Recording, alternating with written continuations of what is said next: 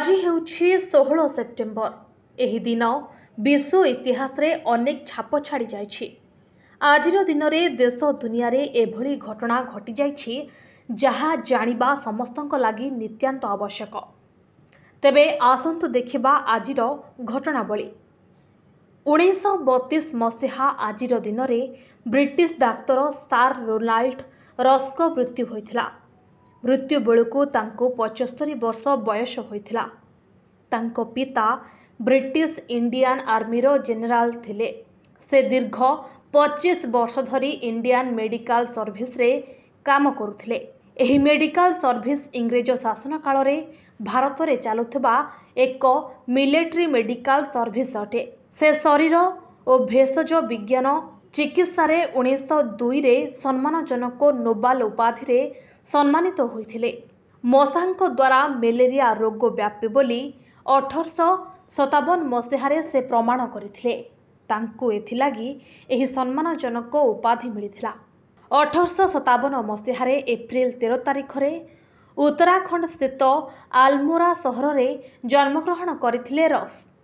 ସେ ଅନେକ ଗୁଡ଼ିଏ କବିତା, ଉପନ୍ୟାସ ଓ ଗୀତ ରଚନା କରିଛନ୍ତି।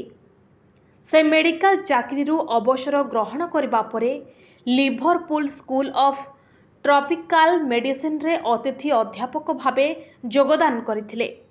ସେ ଦୀର୍ଘ 10 ବର୍ଷ କାର୍ଯ୍ୟକାଳ ମଧ୍ୟରେ ପ୍ରଫେସର ପଦରେ ପଦୋନ୍ନତି ପାଇବା ସହ କଲେଜର ଅଧ୍ୟକ୍ଷ ଭାବେ ମନୋନୀତ ହୋଇଥିଲେ। ତାଙ୍କର ଏହି ଉଲ୍ଲେଖନୀୟ କାର୍ଯ୍ୟ ଲାଗି Ross institute and hospital for tropical ଡିଜିଜରେ ମୁଖ୍ୟ ନିର୍ଦ୍ଦେଶକ ଭାବେ ନିୟୋଜିତ କରାଯାଇଥିଲା।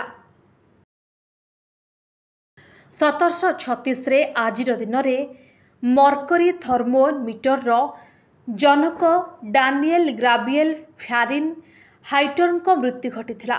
ମର୍କରୀ ଥର୍ମୋମିଟରରେ ତାପମାତ୍ରା ମାପିବା ଲାଗି ମର୍କରୀ ପାରଦର ବ୍ୟବହାର କରାଯାଇଥାଏ।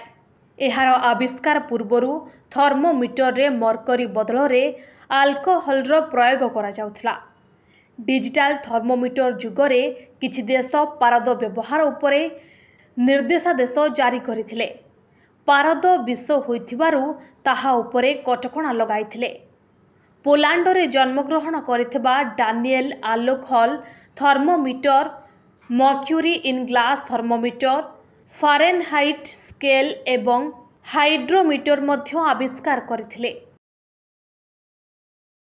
1959ରେ ସଫଳ ଫଟୋକପି ଜେରକ୍ସ 914 ମେସିନ ଦେଶ ସମ୍ମୁଖକୁ ଆସିଥିଲା। ଏହି ଜେରକ୍ସ ମେସିନ ସାଧା କାଗଜରେ ଫଟୋ ଜେରକ୍ସ କରିବାରେ ସକ୍ଷମ ରଖିଥିଲା। ଏହାକୁ ହାଲୋଇଡ୍ ଜେରକ୍ସ କମ୍ପାନୀ ନିର୍ମାଣ କରିଥିଲା। ଜେରକ୍ସ ଗ୍ରାଫି ଉପରେ ଟେଷ୍ଟର କାର୍ଲସନ ବ୍ୟବହାର କରାଯାଇଥାଏ। ଏହି ସଫଳତା ପାଇବା ପରେ ନ୍ୟୁୟର୍କ ସେରି ନେଦରଲ୍ୟାଣ୍ଡ ହୋଟେଲରେ ଆୟୋଜିତ ଏକ ଲାଇଭ୍ ଟିଭି ଶୋରେ ଏହି ମେସିନର ଚମତ୍କାରିତା ଦେଖାଇଥିଲେ। ଏହି ମେସିନର କାର୍ଯ୍ୟ ଦେଖି ସେଠାରେ ଉପସ୍ଥିତ ଥିବା ପ୍ରତ୍ୟେକ ବ୍ୟକ୍ତି ଚକିତ ହୋଇଯାଇଥିଲେ। ଏହି ମେସିନ 9ରୁ 14 ଇଞ୍ଚ କାଗଜକୁ ଜେରକ୍ସ କରିବାର ସକ୍ଷମ ରଖିଥିଲା। ତେଣୁ ଏହାର ନାମ 914ରେ ଆଖ୍ୟା ଦିଆଯାଇଥିଲା। ଗୋଟିଏ ମାସରେ 10,000 କପି ବାହାର କରିବା ସହ 1 ସେକେଣ୍ଡ ପ୍ରତି 7ଟି ଫଟୋକପି ବାହାର କରିବାର ସକ୍ଷମ ରଖିଥିଲା।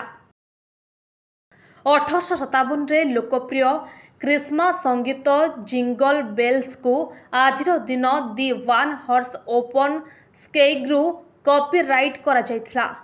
ଏହାକୁ ଆମେରିକାର ଗୀତିକାର ଜେମ୍ସ ଲର୍ଡ ପାୟାର ପଟଙ୍ଗ ଏହି ସଙ୍ଗୀତର ରଚନା କରିଥିଲେ। ଏହି ସଙ୍ଗୀତ କ୍ରିସମାସରେ ଗାଇବା ଲାଗି ରଚନା କରାଯାଇନଥିଲା ବୋଲି କୁହାଯାଉଥିଲା। ହେଲେ ପରବର୍ତ୍ତୀ ସମୟରେ ଏହା ଖ୍ରୀଷ୍ଟମାସ ସଙ୍ଗୀତ ଭାବେ ବେଶ୍ ଲୋକପ୍ରିୟ ଅର୍ଜନ କରିପାରିଥିଲା। ପ୍ରତ୍ୟେକ ଖ୍ରୀଷ୍ଟୀୟ ଧର୍ମାବଲମ୍ବୀ ଖ୍ରୀଷ୍ଟମାସରେ ଏହାକୁ ବୋଲୁଥିବା ଦେଖିବାକୁ ମିଳିଥିଲା। ଏହାକୁ ଇଡସନ ସିଲିଣ୍ଡର ଏହି ସଙ୍ଗୀତକୁ 1889ରେ ଅକ୍ଟୋବର 30 ତାରିଖରେ ରେକର୍ଡ କରାଯାଇଥିଲା। ଆଜିର ଦିନ 1630 ମସିହାରେ ମୌସାଚୁନସେଟ୍ସର ଗ୍ରାମର ସୋମେଟର ନାମକ ପରିବର୍ତ୍ତନ କରି ନୂତନ ଭାବେ ବୋଷ୍ଟେନ ନାମକରଣ କରାଯାଇଥିଲା। एहार कारण प्रमुख उपनिवेशकारी बोस्टन लिंकन शायर इंग्लैंड आसीथिला। बोस्टन अमेरिकार प्रमुख सहर अटे। यह एक वाणिज्यिक प्रमुख केन्द्र। एहार परिसीमा 125 किलोमीटर व्यासार्ध परिधि रही। 2020 जनगणना अनुसार 675,647 जनसंख्या। 1916 तामिलनाडुर मदुराई सहर में भारतरत्न शास्त्रीय गायिका तथा अभिनेत्री M.A. शुभलक्ष्मी जन्मग्रहण करथिले।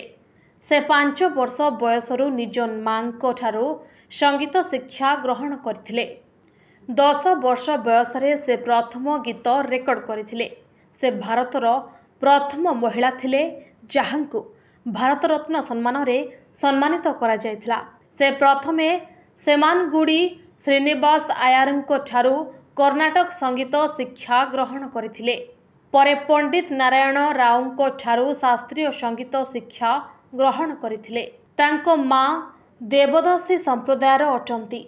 मांको प्रतिदिन नृत्य प्रदर्शन देखि नाच प्रति अधिक गुरुत्व प्रदान करुथिले। 11 वर्ष बयसरे दर्शकों सम्मुखरे नृत्य परिवेषण करुथिले। 27 मसीहारे तिरुचिरापल्लीर पर्वत मंदिर रे प्रथम नृत्य परिवेषण करथिले। 1936 रे चेन्नई को चलीथिले। 1938 मसीहारे शेषदेव चलचित्र रे तांको क्यारियर आरंभ करथिले। से 2004 डिसेम्बर 11 रे देहत्याग करथिले। 88 वर्ष बयसरे चेन्नई तामिलनाडु ठारे तांकर मृत्यु घटिथिला। जेनेराल मोटर कंपानी GM 1908 रे स्थापन होइथिला, जहाकू जेनेराल मोटर्स बा GM कुहाजाए। एहार मुख्यालय डेट्रॉइट मिशिगन रे रहिछि। एहा सबुठारु बड़ अमेरिकीय ऑटोमोबाइल बड़ निर्माणकारी संस्था अटे। विश्व रे सबुठारु बड़ ऑटोमोबाइल कंपनी मध्यरे गणा जाए।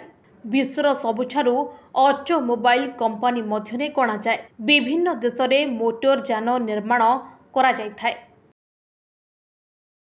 1978 रे जेनेराल मोहम्मद जियाउल हक पाकिस्तान राष्ट्रपति भावे दायित्व ग्रहण करथिले। 1977 रे मार्शल लॉ भावे घोषित करबा परे पाकिस्तान षष्ठ राष्ट्रपति भावे पद अलंकृत करथिले।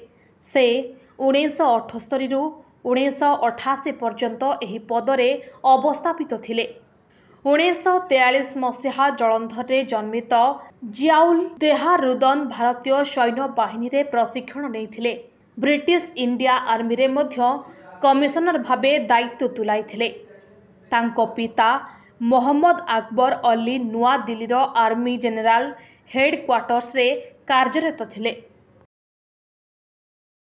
इंग्रेज सरकार विभिन्न जाति को आईन अनुजाई भाग भाग करने को निर्देशनामा जारी करथिले। एही आईन को विरोध करी 1925 रे आजिर दिन रे जातिर पिता महात्मा गांधी नर्मदा जेल रे अनशन आरंभ करथिले। भारत रे जाति प्रथा को वर्गकरण को गांधीजी पसंद करुथिले। आजिर दिन रे 25टी देश को नहीं मॉन्ट्रियल चुक्ति नाम रे स्वाक्षर करा जायथिला।